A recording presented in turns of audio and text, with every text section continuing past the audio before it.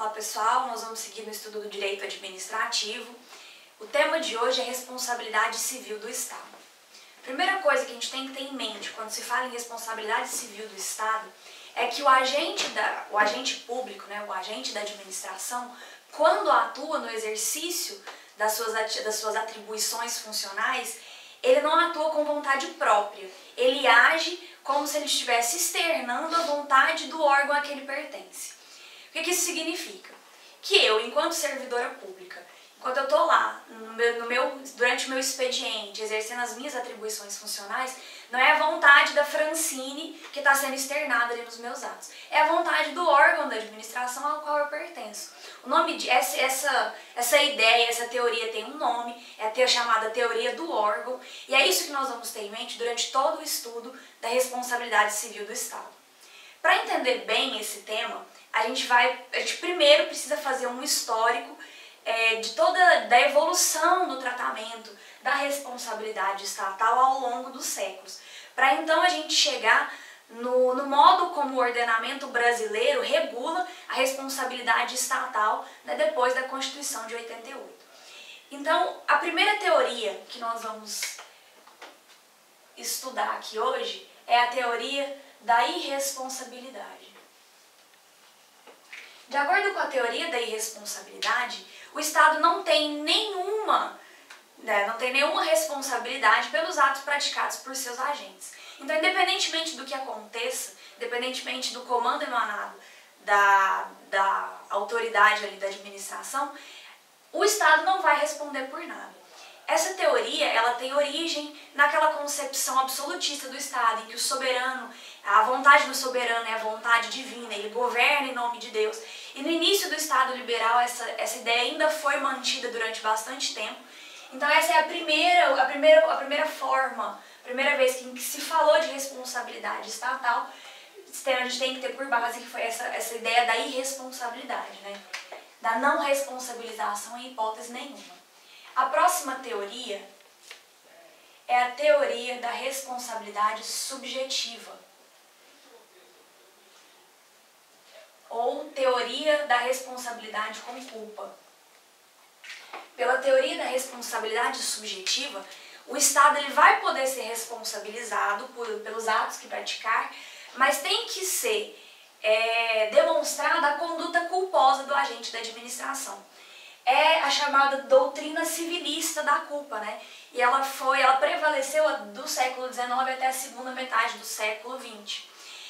Só que essa responsabilização ela vai depender muito do tipo, da espécie de ato da administração. Se tratar de um ato de império, aquele ato coercitivo, que emana do poder soberano do Estado, não vai haver responsabilidade civil. Mas se é o caso de um ato de gestão que é correspondente aos atos do direito privado, por exemplo, o Estado na condição de contratante, aquelas relações que são mais características do direito civil mesmo, aí sim vai poder haver a responsabilização, mas sempre com a questão dessa comprovação da culpa. A próxima teoria é a teoria da culpa administrativa. Para essa teoria, sempre que for provado o mau funcionamento do serviço público, a pessoa que foi lesada por aquele fato, ela não precisa apontar quem foi o responsável por aquela conduta, quem foi o causador do dano para que a responsabilidade do Estado esteja configurada. É a chamada culpa anônima, eu tenho que demonstrar, o lesado, ele vai ter sim que demonstrar a falta do serviço, a culpa da administração, mas ele não vai precisar apontar quem que é o agente responsável, Então, lembrando sempre isso, na teoria da culpa administrativa, o lesado ele vai ter que apontar a falta do serviço, e qual que é essa falta do serviço? A inexistência, o mau funcionamento ou retardamento do serviço, e provar dessa atuação culposa da administração, com essa falta do serviço, vai haver a reparação do prejuízo, vai haver a responsabilização do Estado. A próxima teoria é a teoria da responsabilidade objetiva. Pela teoria da responsabilidade objetiva do Estado, essa responsabilização ela vai estar configurada com a mera ocorrência do fato danoso. O que isso significa? Que basta ao lesado comprovar o nexo causal entre o fato e o dano, né? sem se falar aqui em elemento subjetivo, em dolo ou culpa. Por quê? Porque o debate a respeito do dolo ou da culpa, né, o debate a respeito do elemento subjetivo da conduta, esse debate é transferido para o momento da ação regressiva que vai ser proposta pelo Estado contra o agente público responsável, né, que deu causa àquele prejuízo, sempre após a condenação estatal nessa ação indenizatória. Essa teoria da responsabilidade objetiva, ela passou a ser aplicada após a segunda metade do século XX. E ela tem dois fundamentos calcados na questão da justiça social. A primeira é a teoria do risco administrativo, pela qual o Estado, por ser mais poderoso, ele tem que arcar com os riscos decorrentes das suas numerosas atividades. Essa é a chamada teoria do risco administrativo.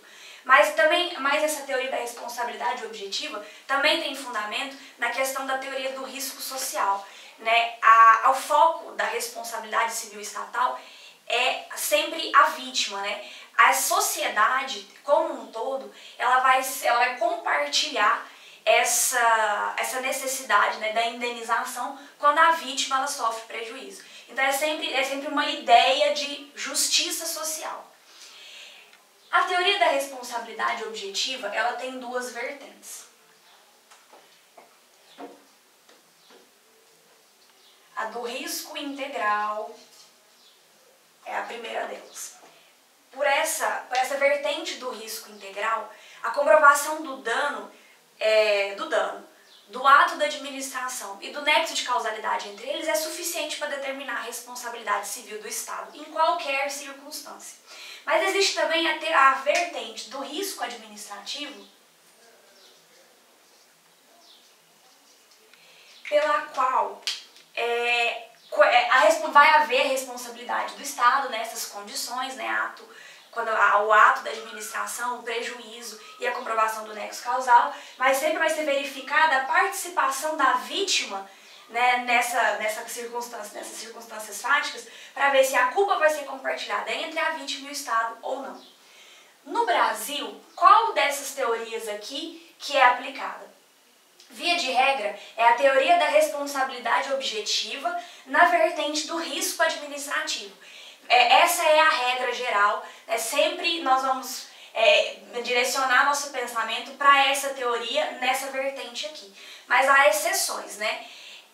A vertente do risco integral, ela é aplicada em 3 situações, o Alexandre Maza traz bem essa parte, sempre nas situações de acidente de trabalho, de indenização pelo DPVAT e nos atentados terroristas em aeronaves, são as únicas hipóteses de adoção dessa teoria do risco integral.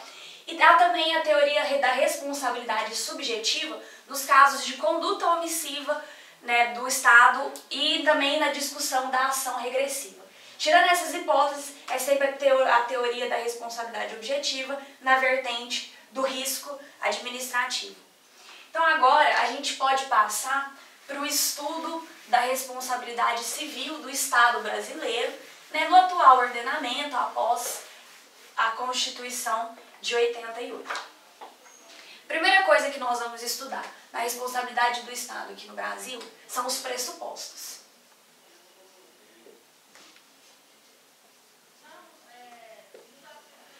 Quais são os pressupostos da responsabilização do Estado? Primeiro, o fato administrativo. Segundo, o dano, que pode ser tanto patrimonial quanto moral. E terceiro, o nexo de causalidade. Então, havendo um fato praticado pela administração, desse fato se advém um prejuízo ao administrado e havendo um nexo de causalidade entre o fato e o dano, a gente vai ter a responsabilização do Estado. O que isso acarreta? Que o Estado, que a administração, quando ela for a juízo se defender, né, desse pleito de responsabilização, o que ele vai ter que provar? O que a administração vai ter que provar? Que o fato não existiu, que o dano não ocorreu, ou que não existe nexo de causalidade entre o ato e o dano. Então, o que acontece? Existe uma inversão do ônus da prova, cabendo à administração pública provar que isso aqui não aconteceu. Mas e quando se trata de uma conduta omissiva? O que vai acontecer? Vai haver responsabilidade do Estado? Vai, a gente já viu que vai. Mas como que vai haver essa responsabilização? Ela vai depender sempre da comprovação do elemento subjetivo, né? Além da comprovação do ato, do dano e do nexo, vai depender também da comprovação da existência de culpa, né, do agente da administração. Ou seja, o Estado se omitiu diante do dever legal de impedir a ocorrência de uma conduta. Vou dar um exemplo muito simples de entender, que aconteceu muito recentemente. Na construção dos estádios, né, para a Copa, lá no Rio de Janeiro, no estádio do Engenhão, o estádio está quase pronto e apareceu um laudo comprovando que a cobertura do estádio ela corre um risco de desabar se houver um vento muito forte. O que aconteceu? Diante dessa situação, o prefeito do Rio de Janeiro falou: não existe a menor possibilidade da cobertura do estádio serem demolidos. Nós vamos ter que resolver esse problema. Quando se fala em conduta omissiva, para vocês entenderem como haverá a responsabilização, que a gente tem que pensar. Nesse exemplo, se o estádio for aberto ao público e sem a devida correção do problema, e se acontecer alguma coisa, deu uma ventania e a cobertura desabou, o que vai acontecer? Vai haver responsabilização do Estado, sim. Por quê? Porque havia ciência de que esse risco existia e mesmo assim a administração pública não adotou nenhuma medida para impedir. Então, vai ter que haver essa comprovação da culpa do agente público, né, para poder haver essa responsabilização nessa hipótese de conduta omissiva. E aqui, só para fechar essa questão da omissão, a gente tem que lembrar um pequeno detalhe. Quando se fala em ineficiência do poder público, né, o Estado ele não consegue gerir bem a atividade dele, né, por isso ele se omite em algumas áreas, vai haver responsabilização nessa hipótese? Na verdade, não vai, porque muitas dessas demandas estatais, elas dependem tanto da implementação de políticas públicas, quanto da existência de orçamento disponível. Então, se não existe nem orçamento, nem uma política pública adequada, não tem como você se falar em responsabilização do Estado pela omissão em alguma área importante, em algum aspecto. Mas há doutrinadores, né, o exemplo do Carvalho Filho, que fala que poderá haver uma responsabilização política do agente. Mas a gente tem que lembrar que não há responsabilização quando existe essa questão da ineficiência do poder público, né? Próximo tema aqui. Então, você comprovou que existe um ato, você comprovou o prejuízo e você provou ali o nexo causal entre um e outro. O que a gente vai ter que pensar agora para configurar a responsabilidade do Estado? Se existe alguma excludente de causalidade.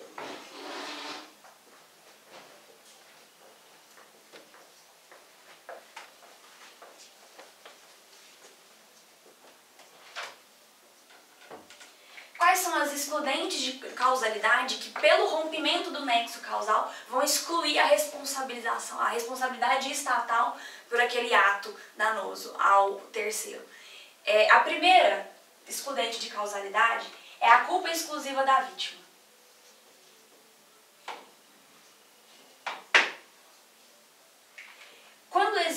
Quando a vítima deliberadamente ela procura aquele resultado danoso, e esse prejuízo é consequência da conduta dela, a responsabilidade civil do Estado vai estar excluída. É aquela situação, por exemplo, que a pessoa quer se matar, ela sabe o horário do ônibus, ela vai esperar o ônibus passar para se jogar na frente do ônibus. O Estado não vai ter responsabilidade numa situação dessas. Por quê? Porque aquele prejuízo, ele decorre exclusivamente da conduta da vítima.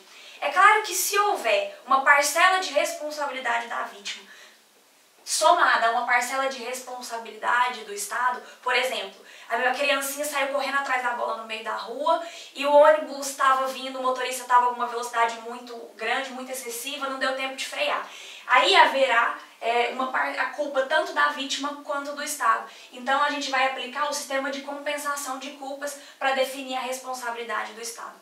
Segunda excludente de causalidade é a força maior. É aquele ato imprevisível, né, que pega todo mundo de surpresa e contra o qual a administração não tem muito o que fazer. É aquele acontecimento, por exemplo, uma tempestade, um furacão. Pensa bem, um furacão no Brasil. Tem como o poder público prever que vai ter um furacão aqui no Brasil? Não tem. Então todo esse acontecimento natural involuntário, imprevisível e incontrolável, que rompe, né, o nexo de causalidade entre a ação estatal e o prejuízo, vai excluir a responsabilidade do Estado. É que é importante lembrar que o Carvalho Filho, por exemplo, ele não faz distinção entre força maior, né, e o caso fortuito. Para ele são ambos fatos que vão fatos anormais que vão excluir a responsabilidade do Estado. A terceira excludente de causalidade aqui vai ser a culpa de terceiro.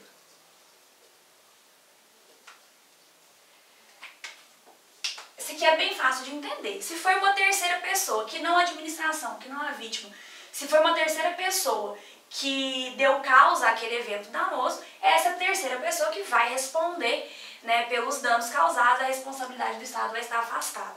Dá um exemplo, muita gente vai lembrar aqui nesse momento. Os atos de multidões, né, as manifestações que ocorreram no Brasil recentemente.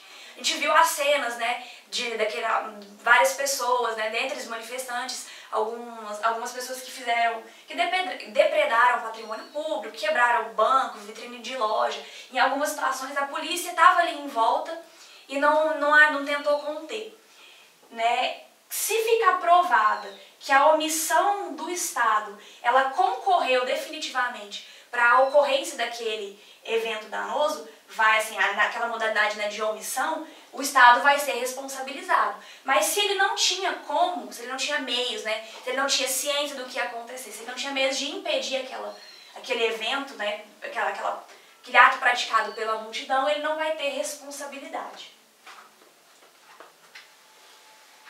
Verificado, então, a ocorrência do ato, do dano e do nexo de causalidade, e verificado que não existe nenhuma excludente de responsabilidade, é importante a gente estudar aqui agora qual é a espécie de responsabilidade do Estado com a qual nós estamos lidando.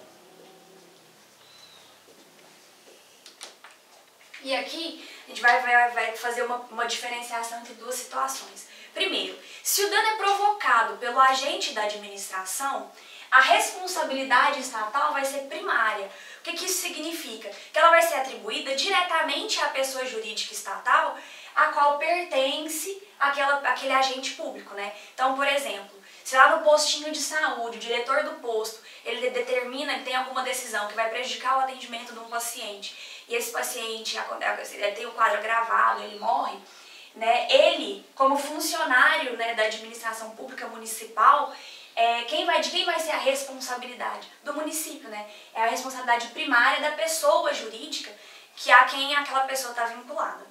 Mas e quando o dano é provocado por uma pessoa vinculada à administração, né? Não é por um agente direto, assim. Então, por exemplo, administração indireta, os prestadores de serviço público, né? Ou por delegação negocial ou pelos contratos da administração. Então aqui vai ser duas hipóteses diferentes. Quando a culpa é exclusiva do prestador de serviço, a responsabilidade do Estado vai ser sempre subsidiária. Ela só vai ser atribuída àquela pessoa da administração quando o responsável direto não tiver condições de arcar com o prejuízo. Então, por exemplo, se a Caixa Econômica, que é uma pessoa pública vinculada à União, é uma da administração indireta, mas vinculada à União. Se a Caixa não tiver condição de reparar o dano, aí sim a União vai ser acionada, porque a responsabilidade nessa situação vai ser subsidiária. Mas e quando a administração ela tem culpa concorrente? Ela também contribuiu, né, para aquele evento danoso. Então o que vai acontecer? A responsabilidade nessa situação vai ser solidária. Então a administração vai responder juntamente com aquela pessoa né, que aquela pessoa que está vinculada à administração que foi responsável pelo dano. E aqui a gente pode lembrar das hipóteses de danos em obras públicas, né? Então, quando o dano é provocado pelo fato da obra, aquela razão natural, imprevisível que a gente falou anteriormente, vai haver a responsabilidade objetiva do Estado, sim, com base na teoria do risco administrativo. Mas e quando o dano é provocado com a culpa exclusiva do contratado pela administração? O que vai acontecer? Vai haver a responsabilidade subjetiva do contratado, né, daquela pessoa responsável pelo aquele ato, né, danoso, e o Estado vai ter, a administração vai ter somente a responsabilidade subsidiária, né? Ela só vai responder se aquela pessoa diretamente responsável não tiver condições de reparar o dano. E aqui a gente pode voltar, né, naquele exemplo do estádio do Engenhão lá, que a gente falou anteriormente. Se a culpa se acontece alguma coisa e a culpa é somente do consórcio responsável pela construção, o que vai acontecer? Quem é que vai responder diretamente? É o consórcio, é a construtora. Mas se a construtora não tiver capacidade econômica para suprir, né, todo o dano, para indenizar todo o dano decorrente daquela conduta, daquela situação, quem que vai poder ser, né, acionado porque tem responsabilidade subsidiária? Né, a administração pública, no caso, ou o Estado do Rio de Janeiro, se o consórcio foi estabelecido entre Estado e a construtora, ou a União, se o regime determina que a União é a responsável. Sobre a responsabilidade do Estado, existem ainda alguns detalhes, né? São questões processuais a respeito do direito de regresso, sobre quem vai pedir a responsabilização, mas a gente deixa para estudar num segundo momento, né? No momento posterior, porque aqui é importante agora a gente fixar como que se dá essa responsabilidade civil do Estado brasileiro, de acordo com o ordenamento jurídico, e essas etapas aqui, né? Essas questões que a gente tem que lembrar para verificar se a responsabilidade do Estado ela está realmente configurada ou não. Então, a gente fica por aqui, né? Depois a gente retorna aí no estudo. Espero que eu tenha contribuído para vocês entenderem um pouco melhor esse assunto. Interiores, o direito além da interatividade.